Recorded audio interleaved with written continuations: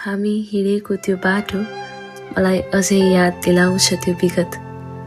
त्यो ठुलो रुखमुनि तिम्रो काँधमा शिर बिसाएर म हाम्रो भविष्य सोच्थे र तिमी मेरो हातलाई स्पर्श गर्दै मेरो स्वप्नमा सामेल हुन्थ्यौ।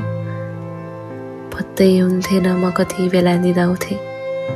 त्यो छिपिँदै गएको रात जब मलाई अन्धकारले ढाक्थ्यो, त्यो गुडिरहेको वाहनको ध्वनि सुन्दा म डराएर त्यही टुक्रुक्क बस्थे। मलाई नै कुल्चिन आए जस्तो लाग्थ्यो।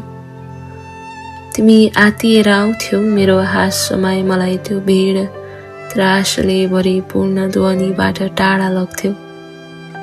अनि त्यो एकान्तमा सबै ठिक छ भन्दै तिमी एकटक्क मलाई निहारिरहन्थ्यौ। तिम्रो प्रिय स्वर सुनि मेरो कसिएको नेत्र म खोल्थे।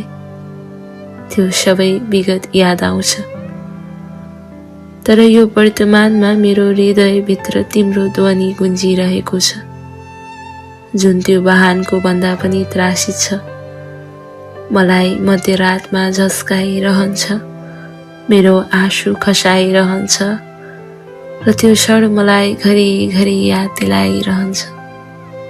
फरक यति मात्र हो, मेरो हाँसोमा मलाई तिमीबाट टाढा लग्ने अब कोही छैन।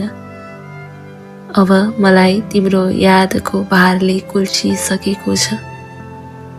मेरो आत्मा अस्त-व्यस्त भएर चितारिएको छ। अन्ततः मलाई पुनः उठाउने अब कोही छैन।